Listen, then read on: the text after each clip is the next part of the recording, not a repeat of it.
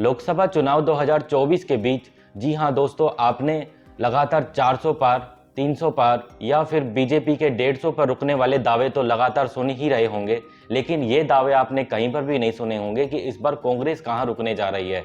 क्या कांग्रेस 50 पार होने जा रही है, या फिर वो 100 पार कर लेगी, या फिर वो 150 का आंकड़ा छू लेगी। बीजेपी की सीटों की गिनती तो लोग 150 पार से ही कर रहे हैं, लेकिन कांग्रेस की गिनती कहां से शुरू होती है, चलिए आज इस वीडियो में विस्तार से चर्चा करते हैं। सबसे पहले शुरुआत करते हैं जम्मू कश्मीर से। जम्मू कश्मीर में जितने भी अनुमान लग रहे हैं, उसमें अगर कांग्रेस की सीट की बात की जाए तो वहां पर कांग्रेस एक सीट जीत सकती है।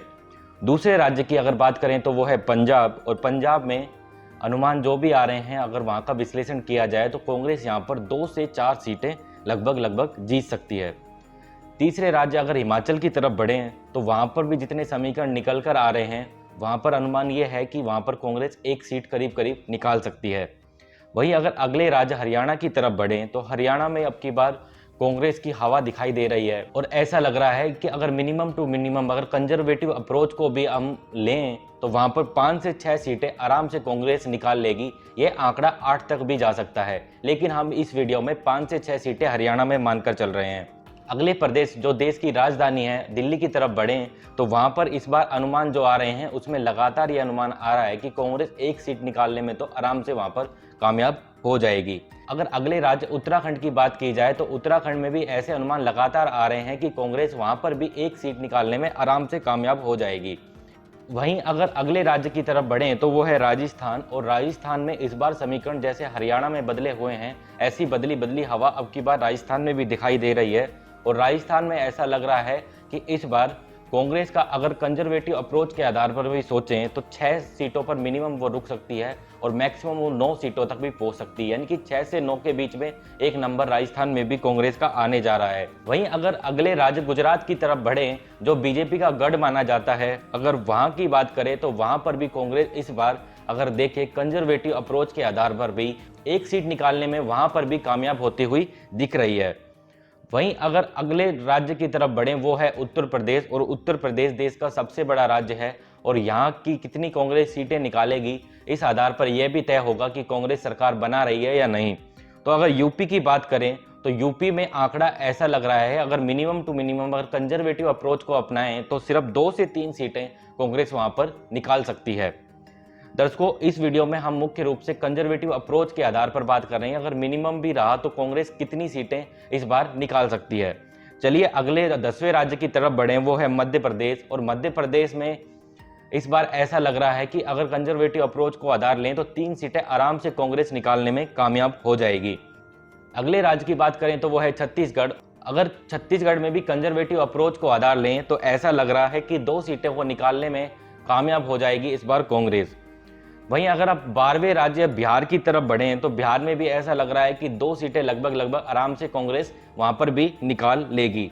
हो सकता है ये समीकरण इससे भी ज्यादा भी हो, तो जैसा मैंने आपको वीडियो में के बीच में भी बताया और शुरू में भी बताया कि हम कंजर्वेटिव अप्रोच के आधार पर बता रहे हैं कि कांग्रेस अगर मिनिमम भी रही तो कहां पर जाकर रुकने जा रही है। वहीं अगर झारखंड की बात करें तो वहां पर भी लग रहा है एक सीट निकालने में आराम से कांग्रेस कामयाब हो जाएगी। वेस्ट बंगाल की बात करें तो वहां पर भी एक सीट निकालती हुई कांग्रेस आराम से दिख रही है। आसाम की बात करें वहां पर भी एक सीट निकालते हुए आराम से कांग्रेस दिख रही है। मणिपुर की बात करें तो मणिपुर में भी एक सीट कहीं पर भी कांग्रेस की नहीं जा रही है। तेलंगाना की बात करें तो तेलंगाना में 9 से 10 सीट आराम से कांग्रेस के खाते में आती हुई आपको दिखाई देंगी। कर्नाटका की बात की जाए तो कर्नाटका में इस बार समीकरण चेंज हो गए हैं और पूरी हवा कांग्रेस के पक्ष में दिखाई दे रही है। अगर मिनिमम अप्रोच भी रखे कर्नाटका में तो 13 सीट कहीं पर भी कांग्रेस की नहीं जा रही हैं। वहीं अगर तमिलनाडु की बात की जाए तो तमिलनाडु में भी ऐसा लग रहा है कि कांग्रेस 8 सीटें आराम से निकालने में कामयाब हो जाएगी। वहीं अगर अगले राज्य केरला की बात की जाए तो केरला में ऐसा लग रहा है कि 13 से 15 के बीच में एक नंबर आने वाला है जो कांग्रेस के खाते में जाता हुआ दिखाई देगा। ये भी मिनिमम अप्रोच है, कांग्रेस इससे आगे भी निकल सकती है। वहीं अगर गोवा की बात करें तो गोवा में एक सीट आराम से जीतती हुई आपको कांग्रेस इस बार दिखाई देगी। वहीं अगर 23वें राज्य महाराष्ट्र की बात की जाए तो महाराष्ट्र में भी ऐसा लग रहा है कि 8 से 10 सीटें कांग्रेस आराम से निकाल लेगी।